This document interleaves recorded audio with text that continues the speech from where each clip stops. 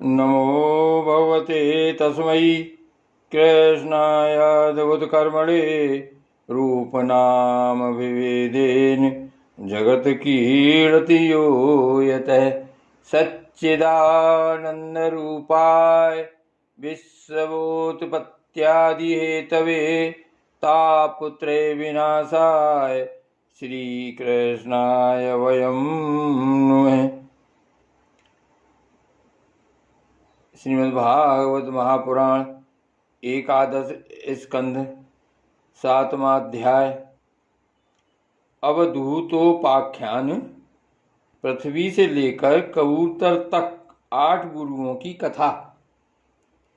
भगवान श्री कृष्ण ने कहा, महाभाग्यवान उद्धव, तुमने मुझसे जो कुछ कहा है मैं वही करना चाहता हूँ। ब्रह्मा, शंकर और इंद्रादि लोकपाल भी अब यही चाहते हैं कि मैं उनके लोकों में होकर अपने धाम को चला जाऊं। पृथ्वी पर देवताओं का जितना काम करना था उसे मैं पूरा कर चुका। इसी काम के लिए ब्रह्मा जी की प्रार्थना से मैं बलराम जी के साथ अवतीर्ण हुआ था। अब यह यदुवंश जो ब्राह्मणों के शाप से भस्म हो चुका है, पारस्परिक फूट और युद्ध से नष्ट हो जाएगा। आज के 7वें दिन समुद्र इस पूरी द्वारका को डुबो देगा। प्यारे उद्धव, जिस क्षण मैं मत्स्य लोक का परित्याग कर दूंगा उसी क्षण इसके सारे मंगल नष्ट हो जाएंगे और थोड़े दिनों में पृथ्वी पर कलयुग का बोलबाला हो जाएगा। जब मैं इस पृथ्वी का त्याग कर दूं तब तुम इस पर मत रहना, क्योंकि साधु उद्धव, कलयुग में अधिकांश लोगों की रुचि अधर्म में ही होगी। अब तुम अपने आत्मीय स्वजन और बंधु बांधवों का स्नेह संबंध छोड़ दो और अनन्य प्रेम से मुझ में अपना मन लगाकर समदृष्टि से पृथ्वी में स्वच्छंद विचरण करो। इस जगत में जो कुछ मन से सोचा जाता है, वाणी से कहा जाता है, नेत्रों से देखा जाता है और श्रवण आदि इंद्रियों से अनुभव किया जाता है, वह सब नाशवान है, सपने की तरह मन का विलास है, इसलिए माया मात्र है, मिथ्या है, ऐसा समझ लो। जिस पुरुष का मन अशांत है, असंयत है, उसी को पागल की तरह अनेकों वस्तुएं मालूम पड़ती हैं। वास्तव में यह चित्त का भ्रम ही है। नानात्व का भ्रम हो जाने पर ही यह गुण है और यह दोष। इस प्रकार की कल्पना करनी पड़ती है। जिसकी बुद्धि में गुण और दोष का भेद बैठ गया है, धर्म मूल हो गया है, उसी के लिए कर्म, अकर्म और विकर्म रूप भेद का प्रतिपादन हुआ है। इसलिए उद्धव, तुम पहले अपनी समस्त इंद्रियों को अपने वश में कर लो, उनकी बागडोर अपने हाथ में ले लो और केवल इंद्रियों को ही नहीं, चित्त की समस्त वृत्तियों को भी रोक लो और फिर ऐसा अनुभव करो कि यह सारा जगत अपने आत्मा में ही फैला हुआ है और आत्मा मुझ सर्वात्मा इंद्रियातीत ब्रह्म से एक है, अभिन्न है। जब वेदों के मुख्य तात्पर्य निश्चय रूप ज्ञान और अनुभव रूप विज्ञान से भली भांति संपन्न होकर तुम अपने आत्मा के अनुभव में ही आनंद मग्न रहोगे और संपूर्ण देवता आदि शरीरधारियों के आत्मा हो जाओगे। इसलिए किसी भी विघ्न से तुम पीड़ित नहीं हो सकोगे, क्योंकि उन विघ्नों और विघ्न करने वालों की आत्मा भी तुम ही होगे। जो पुरुष गुण और दोष बुद्धि से अतीत हो जाता है वह बालक के समान निषिद्ध कर्म से निवृत्त होता है, परंतु दोष बुद्धि से नहीं। वह वित्त कर्म का अनुष्ठान भी करता है, परंतु गुण बुद्धि से नहीं। जिसने श्रुतियों के तात्पर्य का यथार्थ ज्ञान ही नहीं प्राप्त कर लिया बल्कि उनका साक्षात्कार भी कर लिया है। और इस प्रकार जो अटल निश्चय से संपन्न हो गया है वह समस्त प्राणियों का हितैषी सुहृदय होता है और उसकी वृत्तियां सर्वथा शांत रहती हैं। वह समस्त प्रतीयमान विश्व को मेरा ही स्वरूप आत्म स्वरूप देखता है, इसलिए उसे फिर कभी जन्म मृत्यु के चक्कर में नहीं पड़ना पड़ता। श्री सुखदेव जी कहते हैं, परीक्षित, जब भगवान श्री कृष्ण ने इस प्रकार आदेश दिया तब भगवान के परम प्रेमी उद्धव जी ने उन्हें प्रणाम करके तत्व ज्ञान की प्राप्ति की इच्छा से यह प्रश्न किया। उद्धव जी ने कहा, भगवान, आप ही समस्त योगियों की गुप्त पूंजी योगों के कारण और योगेश्वर हैं। आप ही समस्त योगों के आधार, उनके कारण और योग स्वरूप भी हैं। आपने मेरे परम कल्याण के लिए उस संन्यास रूप त्याग का उपदेश किया है, परंतु अनंत जो लोग विषयों के चिंतन और सेवन में घुल मिल गए हैं, विषयात्मा हो गए हैं, उनके लिए विषय भोगों और कामनाओं का त्याग अत्यंत कठिन है। सर्व स्वरूप उनमें भी जो लोग आपसे विमुख हैं उनके लिए तो इस प्रकार का त्याग सर्वथा असंभव ही है, ऐसा मेरा निश्चय है। प्रभु, मैं भी ऐसा ही हूँ। मेरी मति इतनी मूढ़ हो गई है कि यह मैं हूँ, यह मेरा है। इस भाव से मैं आपकी माया के खेल, देह और देह के संबंधी स्त्री, पुत्र, धन आदि में डूब रहा हूँ।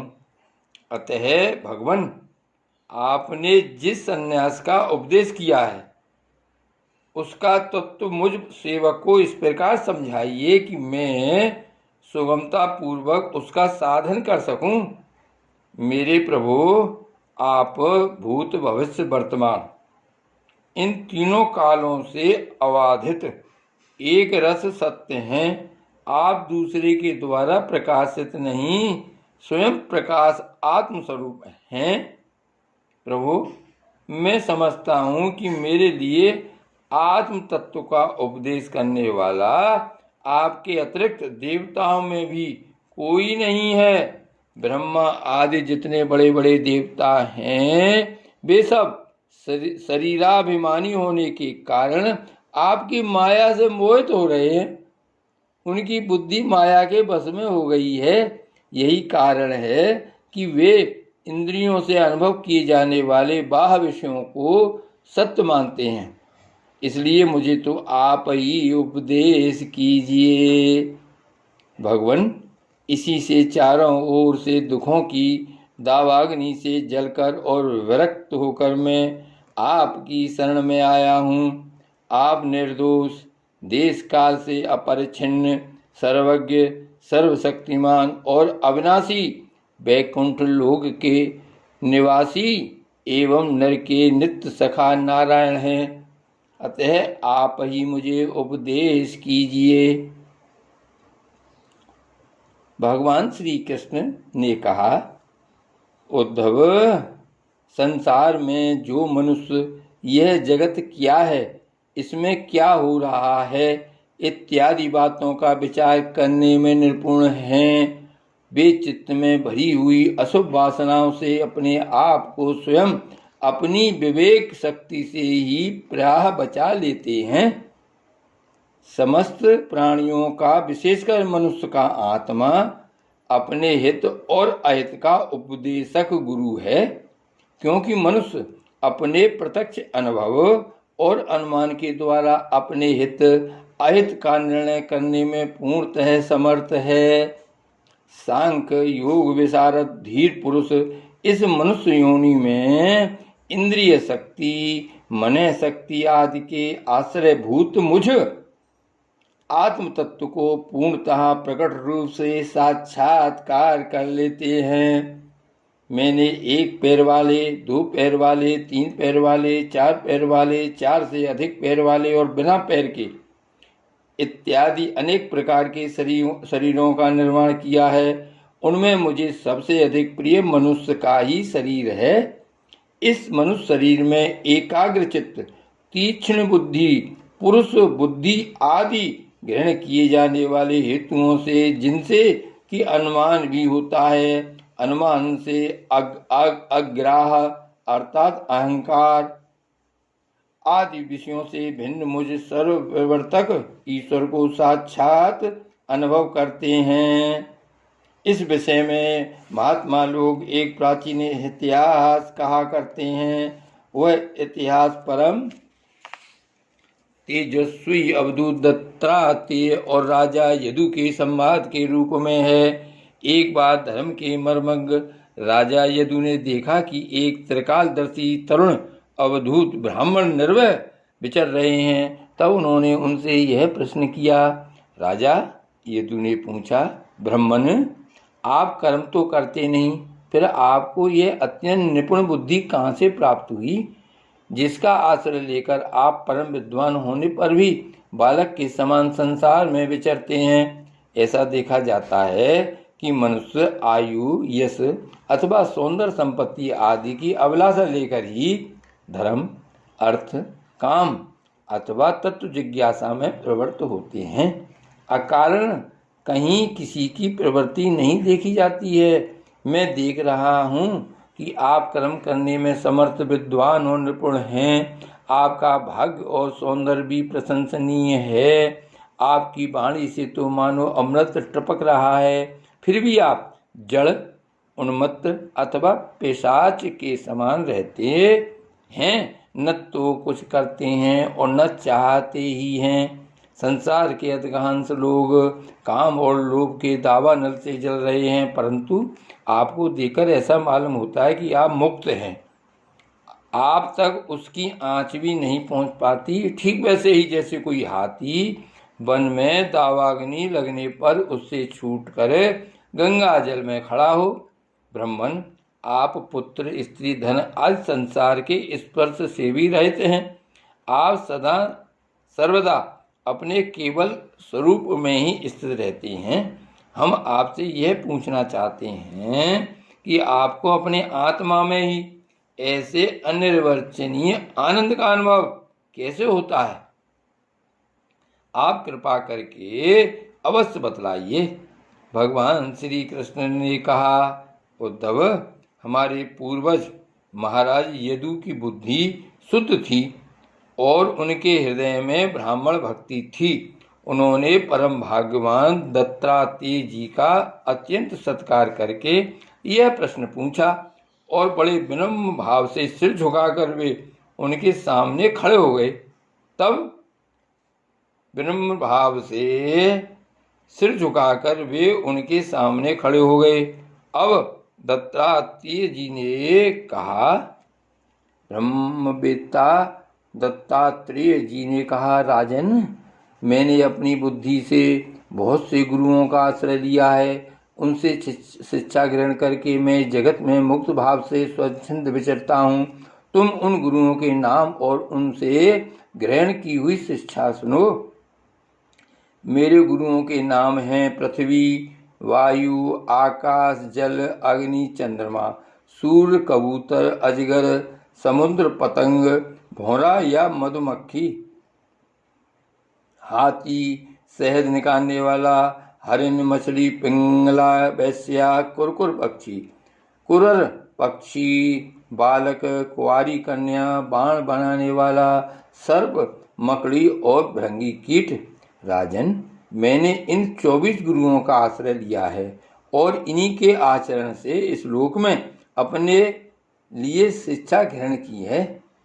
वीरवर, ययाति नंदन, मैंने जिससे जिस प्रकार जो कुछ सीखा है वह सब ज्यों का त्यों तुमसे कहता हूँ, सुनो। मैंने पृथ्वी से उसके धैर्य की, क्षमा की शिक्षा ली है। लोग पृथ्वी पर कितना आघात और क्या क्या उत्पात नहीं करते, परंतु वह न तो किसी से बदला लेती है और न रोती चिल्लाती है। संसार के सभी प्राणी अपने अपने प्रारब्ध के अनुसार चेष्टा कर रहे हैं। वे समय समय पर भिन्न भिन्न प्रकार से जान या अनजान में आक्रमण कर बैठते हैं। फिर पुरुष को चाहिए कि उनकी व्यवस्था समझे, न तो अपना धीरज खोवे और न क्रोध करे, अपने मार्ग पर ज्यों का त्यों चलता रहे। पृथ्वी के विकार पर्वत और वृक्ष से मैंने यह शिक्षा ग्रहण की है कि जैसे उनकी सारी चेष्टाएं सदा सर्वदा दूसरों के हित के लिए ही होती हैं, बल्कि यूँ कहना चाहिए कि उनका जन्म ही एकमात्र दूसरों का हित करने के लिए ही हुआ है। साधु पुरुषों को चाहिए कि उनकी शिष्यता स्वीकार करके उनसे परोपकार की शिक्षा ग्रहण करे। मैंने शरीर के भीतर रहने वाले वायु प्राणवायु से यह शिक्षा ग्रहण की है कि जैसे वह आहार मात्र की इच्छा रखता है और उसकी प्राप्ति से ही संतुष्ट हो जाता है, वैसे ही साधक को भी चाहिए कि जितने से जीवन निर्वाह हो जाए उतना भोजन कर ले। इंद्रियों को तृप्त करने के लिए बहुत से विषय न चाहे, संक्षेप में उतने ही विषयों का उपयोग करना चाहिए जिनसे बुद्धि विकृत न हो, मन चंचल न हो और वाणी व्यर्थ की बातों में न लग जाए। शरीर के बाहर रहने वाली वायु से मैंने यह सीखा है कि जैसे वायु को अनेक स्थानों में जाना पड़ता है, परंतु वह कहीं भी आसक्त नहीं होती, किसी का भी गुणदोष नहीं अपनाता, वैसे ही साधक पुरुष भी आवश्यकता होने पर विभिन्न प्रकार के धर्म और स्वभाव वाले विषयों में जाए, परंतु अपने लक्ष्य पर स्थिर रहे। किसी के गुण या दोष की ओर झुक न जाए, किसी से आसक्ति या द्वेष न कर बैठे। गंध वायु का गुण नहीं, पृथ्वी का गुण है, परंतु वायु को गंध का वहन करना पड़ता है।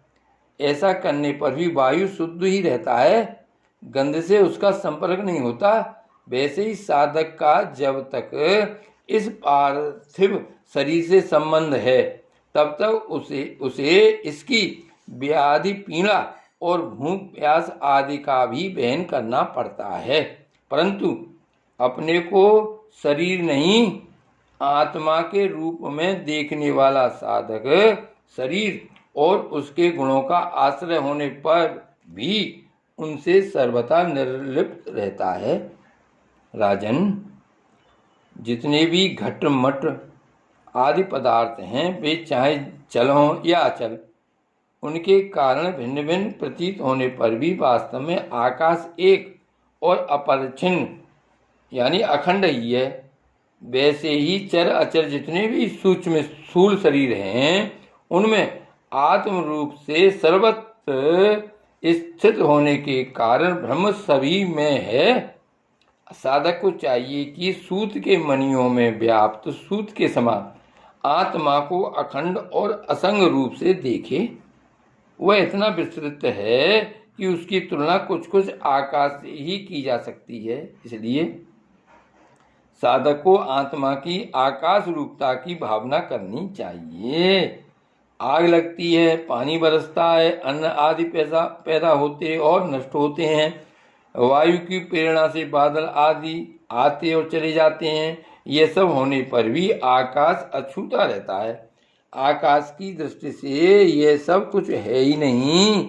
इसी प्रकार भूत वर्तमान और भविष्य के चक्कर में न जाने किन किन नाम रूपों की सृष्टि और प्रलय होते हैं, परंतु आत्मा के साथ उनका कोई संस्पर्श नहीं है। जिस प्रकार जल स्वभाव से ही स्वच्छ, चिकना, मधुर और पवित्र करने वाला होता है तथा गंगा आदि तीर्थों के दर्शन, स्पर्श और नामोच्चारण से भी लोग पवित्र हो जाते हैं, वैसे ही साधक को भी स्वभाव से ही शुद्ध, स्निग्ध, मधुरभाषी और लोक पावन होना चाहिए। जल से शिक्षा ग्रहण करने वाला अपने दर्शन, स्पर्श और नामोच्चारण से लोगों को पवित्र कर देता है। राजन, मैंने अग्नि से यह शिक्षा ली है कि जैसे वह तेजस्वी और ज्योतिर्मय होती है, वैसे ही उसे कोई अपने तेज से दबा नहीं सकता। जैसे उसके पास संग्रह परिग्रह के लिए कोई पात्र नहीं है, सब कुछ अपने पेट में रख लेती है, और जैसे सब कुछ खा पी लेने पर भी विभिन्न दोषों वस्तुओं के दोषों से वह लिप्त नहीं होती, वैसे ही साधक भी परम तेजस्वी तपस्या से दैदीप्यमान इंद्रियों से अपराभूत भोजन मात्र का संग्रह ही और यथा योग सभी विषयों का उपभोग करता हुआ भी अपने मन और इंद्रियों को बस में रखे। किसी का दोष अपने में न आने दे। जैसे अग्नि कहीं लकड़ी आदि में अप्रकट रहती है और कहीं प्रकट, वैसे ही साधक भी कहीं गुप्त रहे और कहीं प्रकट हो जाए। वह कहीं कहीं ऐसे रूप में भी प्रकट हो जाता है जिससे कल्याणकामी पुरुष उसकी उपासना कर सकें। वह अग्नि के समान ही भिक्षा रूप हवन करने वालों के अतीत और भावी अशुभ को भस्म कर देता है तथा सर्वत्र अन्न ग्रहण करता है। साधक पुरुष को इसका विचार करना चाहिए कि जैसे अग्नि लंबी चौड़ी टेढ़ी सीधी लकड़ियों में रहकर उनके समान ही सीधी टेढ़ी या लंबी चौड़ी दिखाई पड़ती है, वास्तव में वह वैसी है नहीं। वैसे ही सर्वव्यापक आत्मा भी अपनी माया से रचे हुए कार्य कारण रूप जगत में व्याप्त होने के कारण उन वस्तुओं के नाम रूपों से कोई संबंध न होने पर भी उनके रूप में प्रतीत होने लगता है। मैंने चंद्रमा से यह शिक्षा ग्रहण की है कि यद्यपि उसकी गति नहीं जानी जा सकती। मैंने चंद्रमा से यह शिक्षा ग्रहण की है कि यद्यपि जिसकी गति नहीं जानी जा सकती, उस काल के प्रभाव से चंद्रमा की कलाएं घटती बढ़ती रहती हैं, तथापि चंद्रमा तो चंद्रमा ही है, वह न घटता है और न बढ़ता ही है। वैसे ही जन्म से लेकर मृत्यु पर्यंत जितनी भी अवस्थाएं हैं सब शरीर की हैं, आत्मा से उनका कोई भी संबंध नहीं है। जैसे आग की लपट अथवा दीपक की लौ क्षण क्षण में उत्पन्न और नष्ट होती रहती है, उनका यह क्रम निरंतर चलता रहता है परंतु दिख नहीं पड़ता।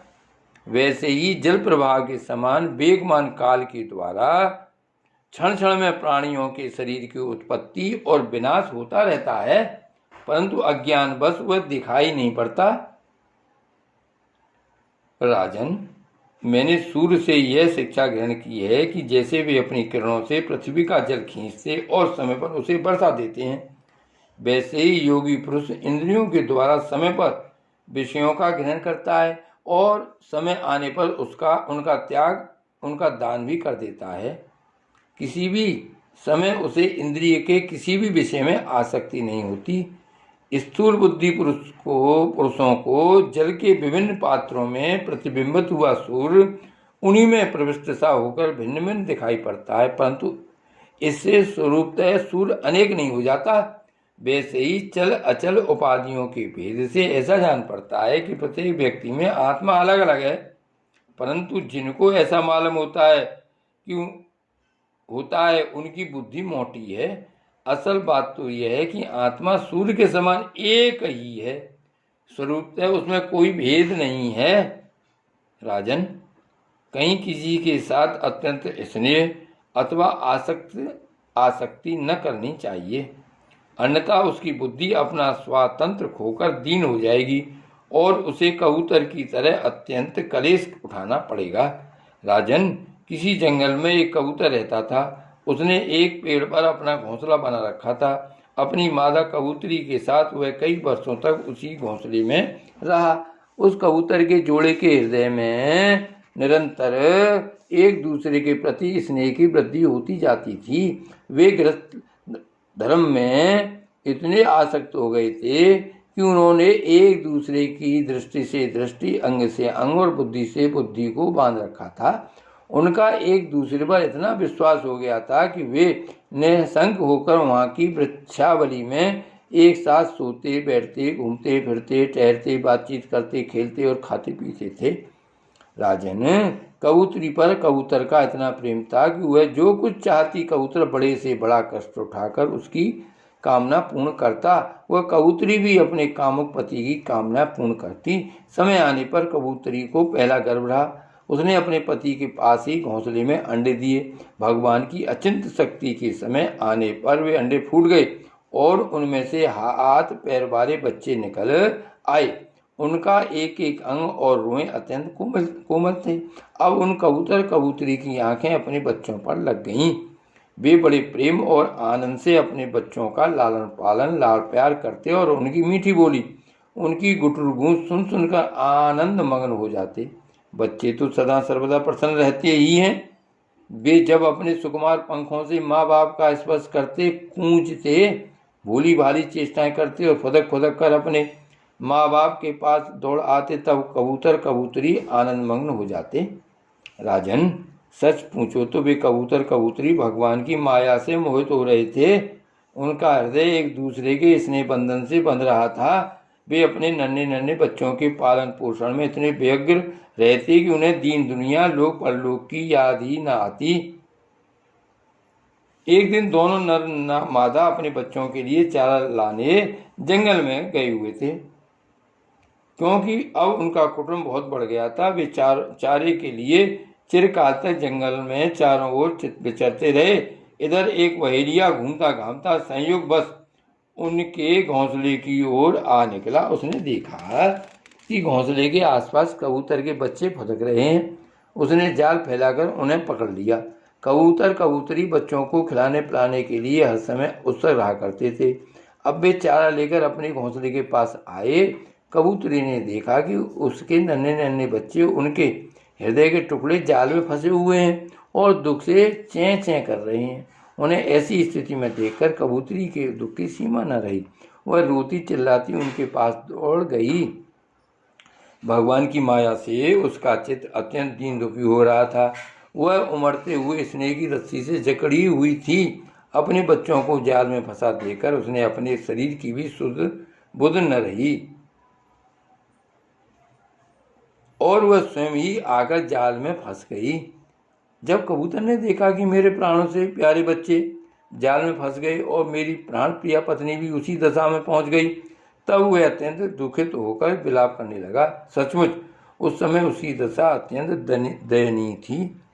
मैं अभागा हूँ, दुर्मति हूँ, हाय हाय, मेरा तो सत्यानाश हो गया। देखो देखो न मुझे कभी न मुझे अभी तृप्ति हुई और न मेरी आशाएं ही पूरी हुई। तब तक मेरा धर्म अर्थ और काम का मूल यह गृहस्थ आश्रम ही नष्ट हो गया। हाय, मेरी प्राण प्रियारी मुझे ही अपना इष्ट देव समझती थी, मेरी एक एक बात मानती थी, मेरे इशारे पर नाचती थी, सब तरह से मेरे योग्य थी। आज वह मुझे सोने घर में छोड़कर हमारे सीधे साधे निश्चल बच्चों के साथ स्वर्ग सिधार गई है। सीधे साधे निश्चल बच्चों के साथ स्वर्ग सिधार रही है। मेरे बच्चे मर गए, मेरी पत्नी जाती रही, मेरा अब संसार में क्या काम है। मुझे दीन का यह विदुर जीवन बिना गृहिणी का जीवन, जलन का वृथा का जीवन है। अब मैं इस सूने घर में किसके लिए जीऊं।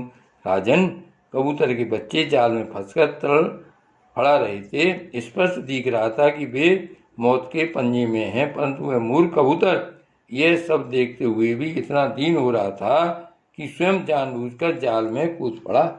राजन, वह बहेलिया बड़ा क्रूर था। गृहस्थ आश्रमी कबूतर कबूतरी और उनके बच्चों के मिल जाने से उसे बड़ी प्रसन्नता हुई। उसने समझा मेरा काम बन गया और वह उन्हें लेकर चलता बना। जो कुटुंबी है, विषयों और लोगों के संग साथ में ही जिसे सुख मिलता है एवं अपने कुटुंब के भरण पोषण में ही जो सारी सुध बुध खो बैठा है, उसे कभी शांति नहीं मिल सकती। वह उसी कबूतर के समान अपने कुटुंब के साथ कष्ट पाता है। यह मनुष्य शरीर मुक्ति का खुला हुआ द्वार है। इसे पाकर भी जो कबूतर की तरह अपनी घर गृहस्थी में ही फंसा हुआ है, वह बहुत ऊंचे तक चढ़कर गिर रहा है। शास्त्र की भाषा में वह आरूढ़च्युत है। श्री गोवर्धन नाथ की जय।